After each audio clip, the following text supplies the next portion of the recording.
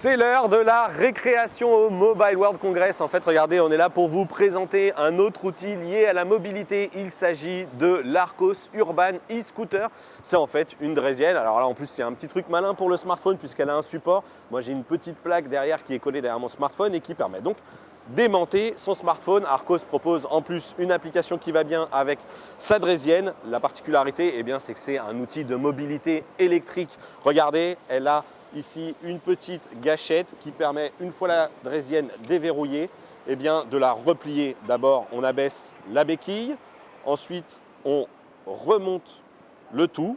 Elle est repliée grâce à cette béquille, elle tient en place, c'est donc parfait, elle pourra trouver facilement une place dans un salon, dans un appartement, sans trop de contraintes. Ses performances, elle intègre une batterie ici à l'arrière qu'on peut décrocher pour recharger plus facilement et un moteur dans la roue arrière, vitesse de pointe annoncée à peu près 22-25 km/h, et du côté de l'autonomie, c'est toujours pareil. En fonction de votre poids, du relief de la route et de votre façon de conduire, vous atteindrez à peu près les 25-30 km.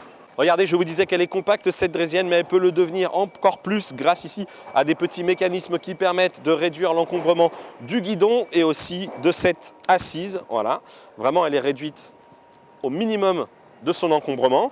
On peut aussi relever légèrement la béquille pour la transporter. Alors, dans les transports en commun, il ne sera pas évident d'utiliser la draisienne pour rejoindre un point de transport en commun, puis de prendre un bus par exemple, parce que quand même elle prend un petit peu de place, mais regardez, finalement c'est la place d'un adulte. Autre précision, elle a ici un système d'éclairage, vous voyez, plutôt performant, qui permettra d'être vue sur la route.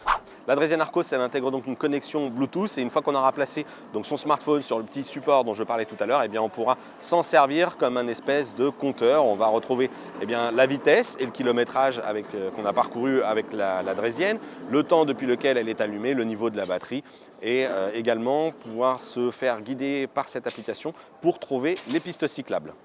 Et voilà, cette draisienne Arcos, elle est vraiment très simple à prendre en main. Vous l'avez vu, on se fera un test plus complet, notamment pour apprécier ses performances dans un cadre plus urbain, son autonomie.